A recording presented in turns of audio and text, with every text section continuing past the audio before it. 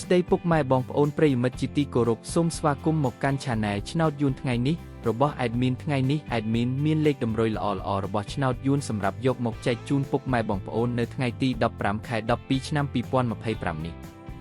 ដូចនេះ Admin មិនចង់ចាយពេលវេលារបស់ពុកម៉ែបងប្អូនយូរតោះយើងមកតាមដានលេខតម្រុយឆ្នោតរបស់យើងទាំងអស់គ្នាសម្រាប់លេខតម្រុយ2លេខមាន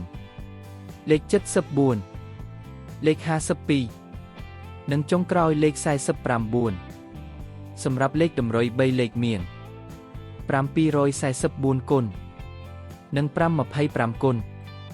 សម្រាប់លេខតម្រុយអូស2លេខមានលេខតម្រុយទី1អូស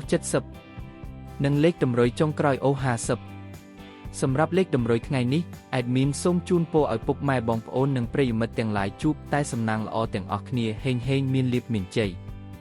ជាចុងក្រោយសូមកុំភ្លេចជួយចុច Subscribe និង Comment ហើយដាក់សញ្ញារូបកណ្ដឹងដើម្បីជាការផ្ដល់កម្លាំងចិត្តមកកាន់ Admin ជាពិសេសងាយស្រួលតាមដានវីដេអូថ្មីៗនិងលេខតម្រុយល្អៗជាប្រចាំថ្ងៃជាមួយ Admin សូមគោរពលាពុកម៉ែបងប្អូនពី Admin ឆ្នោតយួនថ្ងៃនេះសូមសំណាងល្អទាំងអស់គ្នាសូមអរគុណ